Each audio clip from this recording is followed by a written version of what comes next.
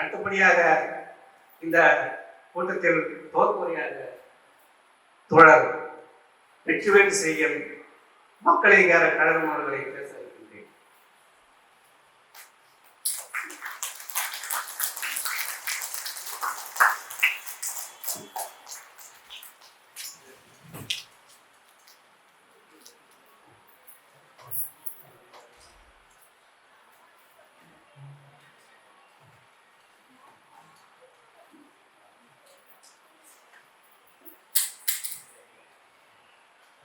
நடைபெறவிருக்கின்ற 2026 தமிழ்நாடு சட்டமன்ற தேர்தலை ஒட்டி தேர்தல் சீர்திருத்தம் ஜனநாயகத்திற்காக போராடுவோம் என்ற தலைப்பின் கீழ் மக்கள் ஜனநாயக இளைஞர் கழகம் ஒருங்கிணைந்திருக்கின்ற இந்த கருத்தரங்கத்திற்கு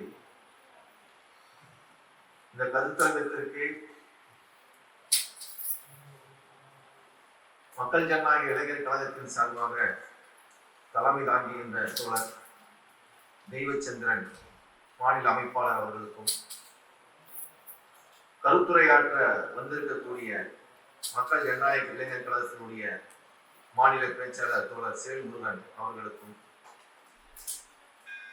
இந்திய கம்யூனிஸ்ட் கட்சி மாநில நிர்வாகக்குழு உறுப்பினர் தோழர் லெனின் அவர்களுக்கும், இந்திய கம்யூனிஸ்ட் கட்சி மாலை டெஸ்டா மாநில செயலாளர் தோழர் மனோகரன் அவர்களுக்கும், முற்போக்கு இளைஞர் முன்னணியினுடைய தோழர் பழனி அவர்களுக்கும், இந்திய கம்யூனிஸ்ட் கட்சி மாலை லிபரேஷனுடைய மாநில குழு உறுப்பினர் தோழர் அதியமான் அவர்களுக்கும், தமிழக மக்கள் புரட்சி கழகத்தினுடைய தோழர் அரங்க குணசேகரன் அவர்களுக்கும், ஒரு நடுவன் அதாவது தமிழக மக்கள் முன்னணியினுடைய நடுவன் குழு உறுப்பினர் தோழர் செவ்வேல் அவர்களுக்கும், அகில இந்திய மாதர் சம்மேளனத்தினுடைய மாநில தலைவர் தோழர் மஞ்சுளா அவர்களுக்கும்,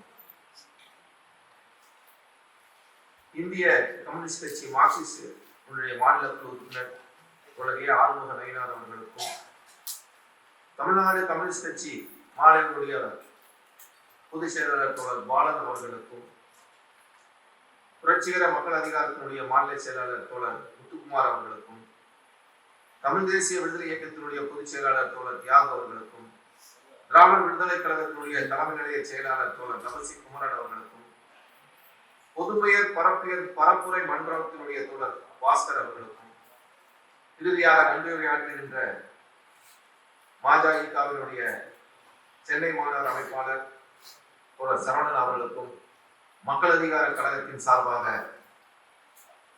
வணக்கத்தை தெரிவித்துக் கொள்கின்றோம். இந்த தேர்தல் நேரத்தில் இந்த முழக்கத்தின் கீழ் இந்த கருத்தரங்கம் நடத்துவது என்பது ஒரு சரியான நிலை என்று நாங்கள் நினைக்கின்றோம். தேர்தல் சீர்திருத்தம் என்று சொல்வது இன்றைக்கு RSS, பிஜேபி, அம்பானி, அதானி பாசிசம் என்பது இந்த தேர்தல் முறையவே ஒழித்து கட்ட வேண்டும் என்ற நோக்கத்தில் செயல்பட்டுக் கொண்டிருக்கின்றது. அதற்காகத்தான் இந்த தேர்தல் முறையில் பல நடவடிக்கைகளை, பாசிச நடவடிக்கைகளை எடுத்து வருகின்றது. SIR என்பதன் மூலமாக தோழர்கள் கூறியிருப்பது போல சிறுபான்மை மக்களையும் அங்கு அதிலிருந்து நீக்குவது, தங்களுக்கு எதிராக இருப்பவர்களை எல்லாம் அதை வைத்துக் கொண்டு நீக்கிவிடலாம் என்று வேலை செய்கின்றார்கள். அதே போல தேர்தல் முறையே நீ கூடாது, ஒரே நாடு ஒரே தேர்தல் என்பதன் மூலமாக மாநில அரசியல் உரிமைகளை பறிப்பது என்று பல்வேறு நடவடிக்கைகள் மூலமாக இந்த தேர்தல் முறையவே ஒழித்து கட்டிவிட்டு ஒரு சர்வாதிகார ஆட்சியை நிறுவ வேண்டும் என்று சிறுக சிறுக அதற்கான வேலைகளை செய்து வருகின்றார்கள். அப்படி இருக்கின்ற நிலையில் இதில் ஒரு மாற்றத்தை கொண்டு வர வேண்டும் என்பது சரியான ஒரு முடிவாக இருந்தாலும் கூட இப்ப நடக்கின்ற இந்த பாசிச ஆட்சி கீழ் இதை மட்டும் நாம் தனியாக செய்ய முடியுமா என்றால் அதுவும் சாத்தியமற்றதுதான். ஆகவே ஒரு சமூக மாற்றம், ஒரு மாற்று அரசு கட்டமைப்பை உருவாக்குவதன் மூலமாகத்தான் இந்த தேர்தல் திருத்தம் என்ற நடவடிக்கையும் சாத்தியப்படும் என்று நாங்கள் நினைக்கின்றோம். இன்றைக்கு கட்சிகள் இந்த தேர்தலிலே மாநிலத்தில் இருக்கக்கூடிய அனைத்து கட்சிகளுமே தேர்தல் வாக்கு வங்கியை குறிவைத்து ஒரு தேர்தலுக்கு மக்கள் வாக்கு செலுத்த வேண்டும். ஒரு பக்கம் பிஜேபி RSS நடவடிக்கை என்பது தேர்தலை ஒழித்து கட்ட வேண்டும், தேர்தலில் இருக்கக்கூடிய குறைந்தபட்ச அந்த உரிமையும் தடுத்து நிறுத்த வேண்டும் என்று வேலை செய்து கொண்டு வந்திருக்கின்ற சூழலில் மாநில கட்சிகளும் மக்களுக்கு அந்த தேர்தலில் ஓட்டு போடுகின்ற நடவடிக்கை என்ற அந்த ஒரு காரியத்திற்கு மட்டுமே மக்களை பயன்படுத்திக் கொள்வது என்ற வகையில் தான் இவர்களுடைய நடவடிக்கையும் இருந்து வருகின்றது.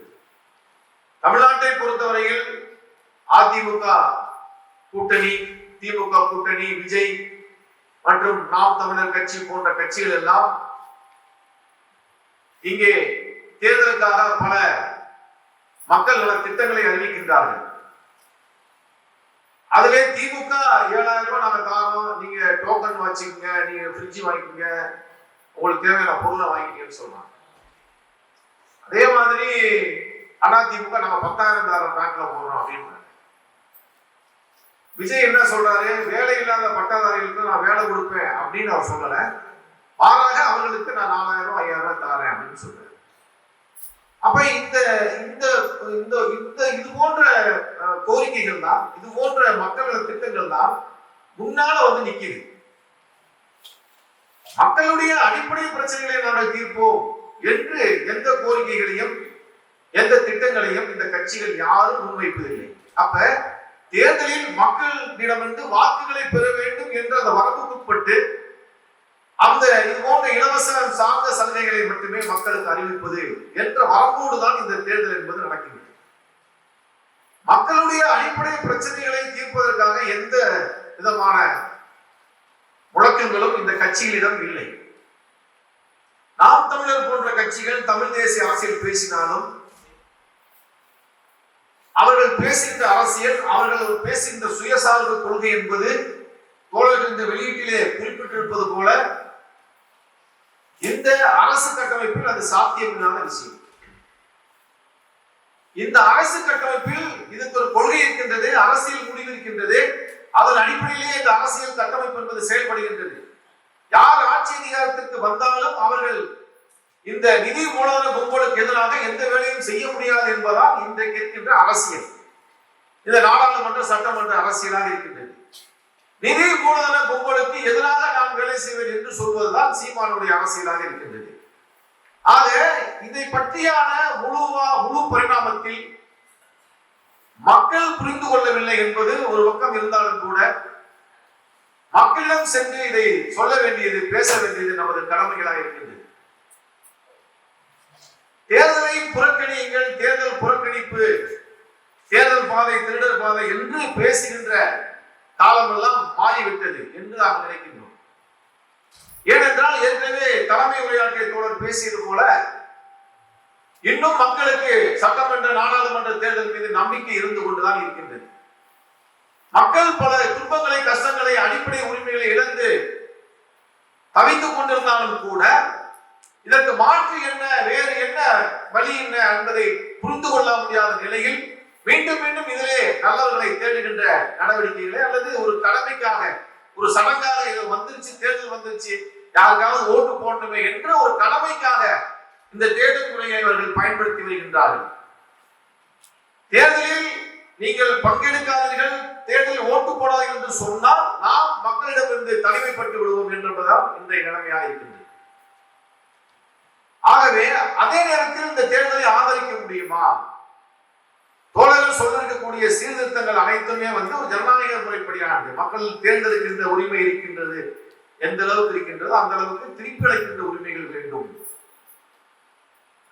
அதே போல இரட்டை ஆட்சி முறை என்று ஒன்று இருக்கின்றது. அதிலே அதிகபட்சமான அதிகாரம் யாருக்கு இருக்கின்றது என்றால் மக்களால் தேர்ந்தெடுக்கப்படாத அந்த அதிகார வர்க்கத்திற்கு தான் இருக்கின்றது.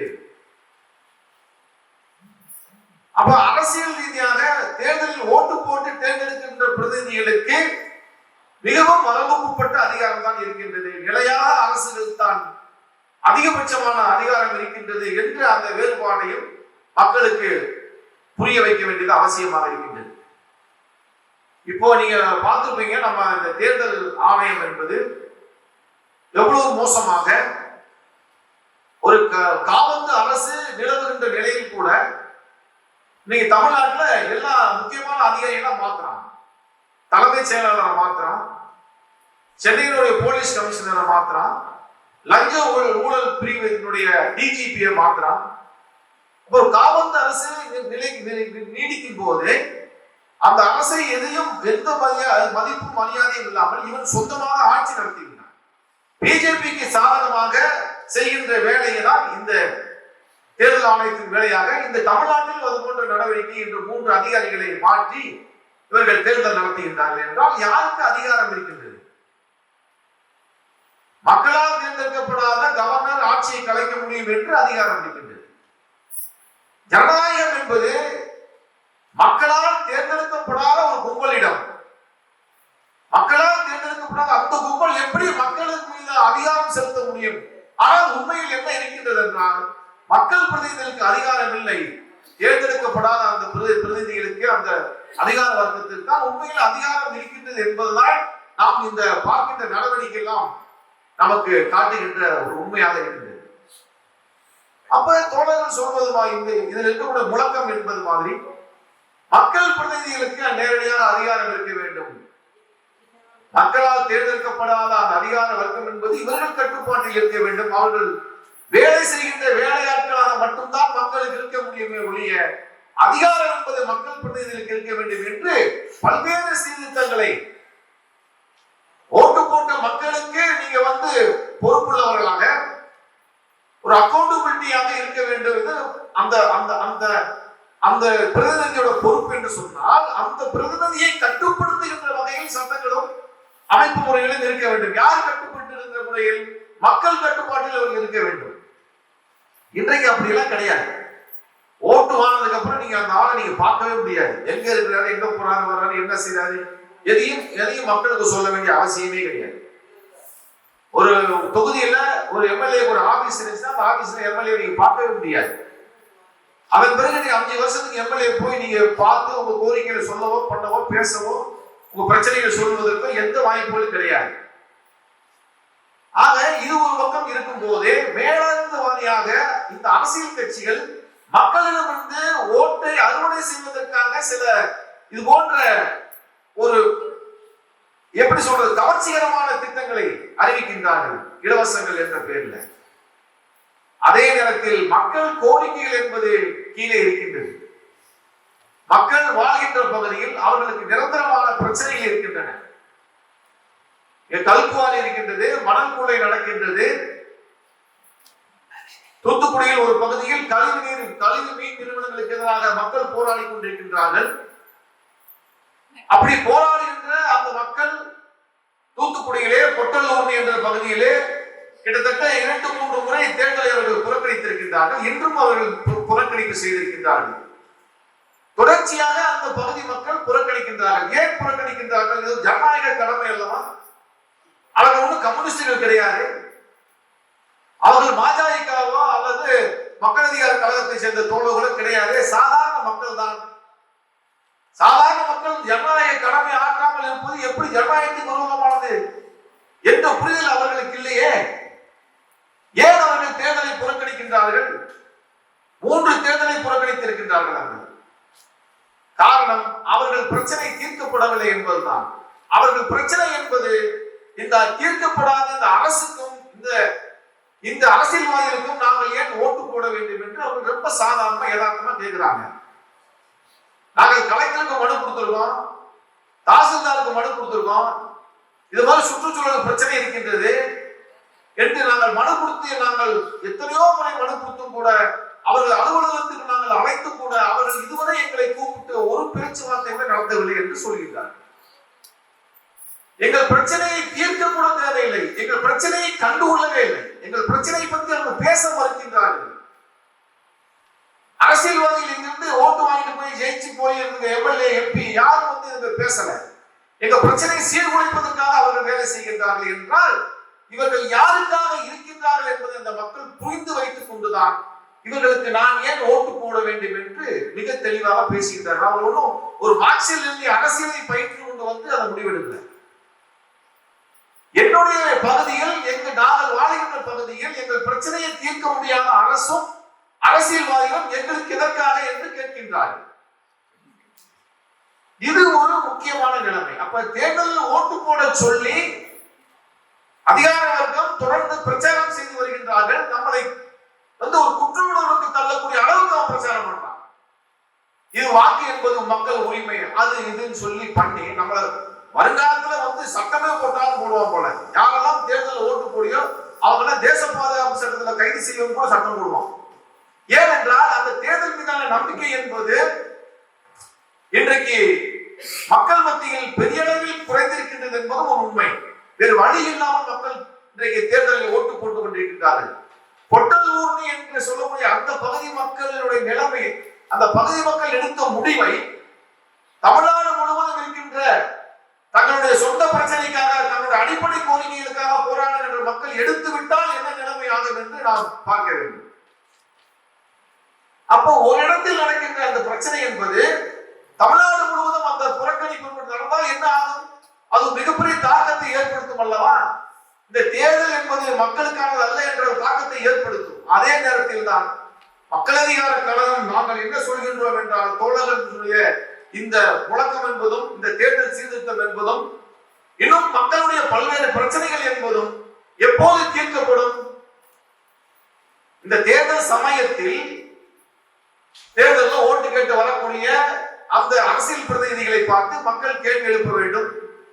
இந்த தேர்தலை பயன்படுத்திக் கொண்டு மக்கள் தங்களுடைய அடிப்படை பிரச்சனைகளை, ஒரு ஊர்ல வந்து ஒரு அம்மா 2000 ரூபாய் 1000 ரூபாய் வந்து மகளிர் உதவித்தொகை வாங்குறாங்கன்னா அதோட பிரச்சனை முடிஞ்சு போச்சா? அந்த ஊருக்கு பஸ் வராம இருக்கலாம், அந்த ஊர்ல வந்து தண்ணி வசதி இல்லாம இருக்கலாம், அந்த ஒரு கல்குவலை வந்து இருக்கலாம், மணல் கொள்ளை நடக்கலாம். அந்த ஊரில் வாழ முடியாத சூழலை கொண்ட ஒரு ஊரில் வாழ்கின்ற ஒரு மகளிர், ஒரு பெண் 2000 ரூபாய் கொடுக்குறாங்க அப்படின்னு வாங்கிட்டு அமைதியா இருக்க முடியுமா? அப்ப உங்களுடைய அடிப்படை பிரச்சனைகளை மாறுவதற்காக போராட்டங்களை இந்த தேர்தல் காலங்களில் மக்கள் முன்னெடுக்க வேண்டும் என்று சொல்கின்றனர். இந்த தேர்தலை மக்கள் போராட்ட களங்களாக, மக்களுடைய கோரிக்கைகளை பிரதிபலிக்கின்ற ஒரு களமாக இந்த தேர்தல் மாற்றப்பட வேண்டும் என்பதுதான் மக்கள் அதிகார கழகத்தினுடைய இந்த மொத்த பிரச்சனையிலும் நாங்கள் முன்வைக்கின்ற பிரச்சனை. இந்த தேர்தலை பொறுத்தவரையில் பாசிசம் உள்ளே வந்துவிடும். ஆகவே பாசிசத்துக்கு எதிராக இருக்கக்கூடிய திமுக கூட்டணியை ஆதரிக்க வேண்டும் என்று சொல்கின்றார்கள். பல கட்சிகள் அங்கே ஆதரவு தெரிவிக்கின்றார்கள். வேறு வழி இல்லை, நாங்கள் சமூக மாற்றத்துக்காக இருக்கின்றோம், நாங்கள் புரட்சி செய்ய இருக்கின்றோம் என்று சொல்லக்கூடிய மார்க்சிய கட்சிகள் என்று சொல்லக்கூடிய கட்சிகளும் வேறு வழி இல்லாமல் இந்த காலத்தில் இந்த தர்மத்தில் திமுக கூட்டணியை ஆதரித்து ஆக வேண்டும். ஏனென்றால் ஆதரிக்கவில்லை என்றால் பிஜேபி கூட்டணி வந்துவிட்டால், அதிமுக கூட்டணி வந்துவிட்டால் பாசிசம் நுழைந்துவிடும் என்று சொல்கின்றார்கள். ஆக நாம் ஒரு புரட்சிகர கட்சியிலிருந்து தேர்தல் கட்சிக்கு வாக்கு கேட்கிறோம், அதற்கு ஒரு காரணம் சொல்கின்றோம் என்றால் அது மட்டுமா மக்கள் பிரச்சனை? பல்வேறு கார்ப்பரேட் நடவடிக்கைகள் இருக்கின்றன.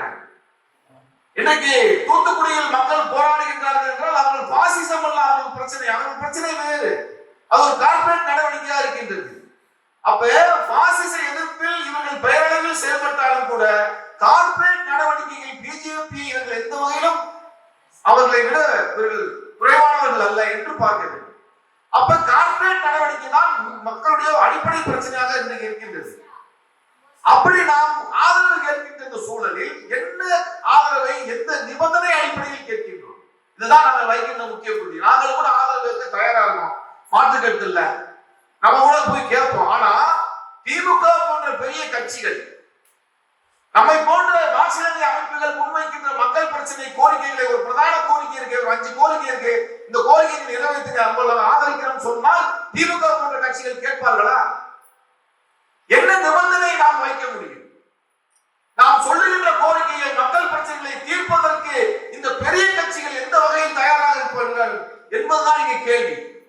அப்ப நம்மை போன்ற கட்சிகளுக்கும் இங்க இருக்கக்கூடிய இது போன்ற செல்வாக்கு மிகுந்த கட்சிகளுக்கும் ஓட்டு கட்சிகளுக்குமான உறவு என்ன? நாம் நிர்பந்திக்கின்ற அளவில் அவர்கள் இருக்கின்றார்களா? நாம் சொல்வதை கேட்கின்ற அளவில் அவர்கள் இருக்கின்றார்களா என்றால் அப்படி இல்லை. அப்படி ஒரு பேச்சுவார்த்தையும் இல்லை, அப்படி ஒரு நிபந்தனையும் கிடையாது. நிபந்தனை இல்லாமல் ஒரு கட்சியை ஆதரிப்பது என்பது எந்த வகையில் சரியாக இருக்கும்? எந்த வகையில் நாம் மக்களுக்கு பதில் சொல்ல முடியும்? ஆக மக்கள் நாளை நம்மை கேள்வி கேட்க மாட்டார்கள் என்றால் அவர்களுக்கு அந்த பிரச்சனை இல்லை. ஆனால் நம்மை களத்தில் போய் நம்மை கேள்வி கேட்பார்கள். நீங்க தானே திமுக ஓட்டு போட சொல்லுங்க, நான் போட்டுட்டேன், என் பிரச்சனை தீர்க்கலையே அப்படின்னு கேட்பாங்க. என்ன பதில் சொல்ல போறோம் என்ற ஒரு கேள்வி அங்கே தொங்கி நிற்கின்றது.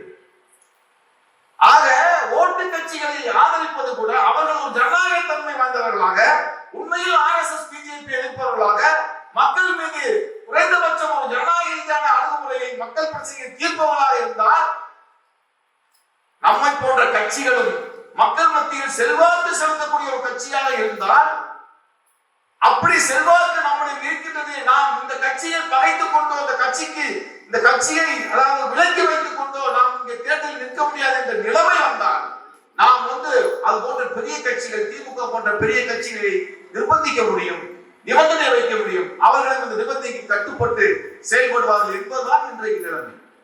இப்படித்தான் ஒரு நிபந்தனையின் அடிப்படையில் தான் ஆதரவு தெரிவிக்க முடியுமோ இல்லையா? நிபந்தனை அற்ற ஆதரவு என்பதை தெரிவிக்க முடியாது. நாம் மக்களுக்கு பதில் சொல்ல கடமைப்பட்டவர்கள் என்பதுதான் நாங்கள் வைக்கின்றவா.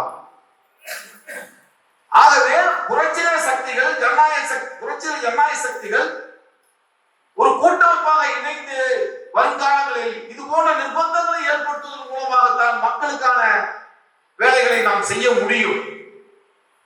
ஆக அப்ப நாம ஒரு கூட்டமைப்பாக இணைய வேண்டியதும், இந்த தமிழ்நாடு தழுவிய அளவில் நாம் ஒரு சக்தியாக மாறுவதும், நாம் மக்களுடைய பிரச்சனைகளை தீர்ப்பதற்கான கோரிக்கைகளை அதன் மூலமாக முன்வைப்பதன் மூலமாகத்தான் பெரிய கட்சிகளையும் நமது கட்டுப்பாட்டின் கீழ் கொண்டு வர முடியும் என்பதுதான் நிலைமையாக இருக்கின்ற தோழர்களே. இந்த பார்வையில் தான் நாம் இந்த தேர்தலை பார்க்க முடியும். ஆகவே நாம் கூட்டணி வைக்காத, அந்த ஆதரவு தெரிவிக்காத விளைவாக தெரிவிக்காமல் இருப்பதாலேயே நாம் திமுகவை ஆதரிப்பவர்களோ அப்படி கிடையாது. ஆக இந்த தேர்தல் என்பது மக்களுக்கான கோரிக்கைகளை முன்வைத்து போராடுகின்ற களமாக மக்கள் இதை மாற்ற வேண்டும். இது ஒன்றுதான் வாய்ப்பு. இதற்கு பிறகு நீங்க அரசியல்வாதிகளை பார்க்க முடியாது, அதிகாரிகளுக்கு மனு கொடுக்க முடியாது, இதுக்கு பிறகு நீ கண்டுக்கிற மாட்டோம். ஆகவே இது போன்ற நடவடிக்கைகள், ஒரு தேர்தல் வந்துவிட்டாலே மக்கள் போராடுவார்கள், மக்கள் பிரச்சனைகள் அங்கே வெடிக்கும். ஆனா நடைமுறை என்ன நடந்திருக்கிறது தோழர்களே? இப்ப அரசு ஊழியர்களும் செவிலியர்களும் துப்புரவு பணியாளர்களும் இன்னும் பலரும் தங்கள் கோரிக்கை முன்வைத்து தேர்தல் காலங்களில் தான் அவர்கள் போராடுகின்றார்கள். மக்களுக்கு ஒரு தேர்தல் காலங்களில் செவிசாய்ப்பார்கள் என்ற ஒரு நம்பிக்கை அடிப்படையில் அவர் போராடுகின்றார்கள். இதைத்தான் நாம் இது போன்ற போராட்டங்கள் மக்கள் மத்தியிலும் நடக்க வேண்டும் என்பதைத்தான் நாம் இங்கே வலியுறுத்த வேண்டியது அவசியமாக இருக்கின்றது. அப்ப தேர்தலை நாம் எப்படி பயன்படுத்திக் கொள்ள போகிறோம்? தேர்தலில் பிரதானமாக பங்களிக்கக்கூடிய கட்சிகள், ஓட்டு கட்சிகள், அவர்கள் மக்களுக்கு பயனளிக்கக்கூடியவர்களாக, மக்கள் கோரிக்கைகளை நிறைவேற்றுவதாக இருக்க வேண்டும் என்றால் அதற்கு நம்மை போன்ற சக்திகள் எந்த அளவுக்கு நாம் இருக்கின்ற பகுதியில் செல்வாக்கு மிக்கவர்களாக இருக்கின்றோமோ அதன் இருந்தால் நாம் அவர்களை நிர்பந்திக்க முடியும் என்பது, நமது நிபந்தனை வைக்க முடியும் என்பது யதார்த்தமாக இருக்கின்றது. இந்த அடிப்படையிலே தான் நாம் தேர்தலை புரிந்து கொள்ள வேண்டியது அவசியமாக இருக்கின்றது. தேர்தல் சீர்திருத்தம் என்பது தோழர்கள் முன்வைத்திருக்க அனைத்து சீர்திருத்தங்களும் சரியானவை, அவை வேண்டும். அது இல்லாமல் மக்கள் ஜனநாயக பூர்வமான ஒரு நபரை தேர்ந்தெடுக்க முடியாது. அந்த தேர்ந்தெடுக்கப்பட்ட நபர் மக்கள் கட்டுப்பாட்டில் இருக்க முடியாது. ஆக அந்த நபர் என்பவர் மக்களுக்கானவர்களாக, மக்கள் கட்டுப்பாட்டில் இருப்பவர்களாக, மக்களுக்கு உண்மையில் வேலை செய்பவர்களாக, தொண்டு செய்பவர்களாக இருக்க வேண்டும். அப்படி இல்லை என்றால் அவரை திருப்பி அழைக்கக்கூடிய அதிகாரம் மக்களுக்கு வேண்டும். இந்த இரட்டை ஆட்சி முறை என்பது ஒழிக்கப்பட வேண்டும் என்ற அனைத்தும் சேர்ந்ததுதான் தேர்தல் சீர்திருத்தம். இது ஒரு மாற்று அரசு கட்டமைப்பு. இன்றைய அரசியல் சூழலில் பாசிச எதிர்ப்பு, ஜனநாயக குடியரசு என்ற ஒரு மாற்று அரசு கட்டமைப்பின் ஊடாகத்தான் இது போன்ற சீர்திருத்தங்களையும் செய்ய முடியும் என்றுதான் இன்றைய அரசியல் நிலைமையாக இருக்கின்றது தோழர்களே. அந்த வகையில் மக்கள் ஜனநாயக கழகம், இளைஞர் கழகம் எடுத்திருக்கின்ற இந்த முன்னெடுப்பு என்பது, இந்த கருத்தரங்கம் என்பது இந்த தேர்தல் காலகட்டத்தில் மிக முக்கியமான ஒரு கருத்தரங்கமாக கருதுகின்றோம். அந்த வகையில் இந்த கருத்தரங்கத்திற்கு வந்திருக்கக்கூடிய அனைத்து தோழர்களுக்கும் ஜனநாயக சக்திகளுக்கும் மக்கள் அதிகார கழகத்தின் சார்பாக நன்றியை தெரிவித்து விடைபெறுகின்றேன். நன்றி, வணக்கம்.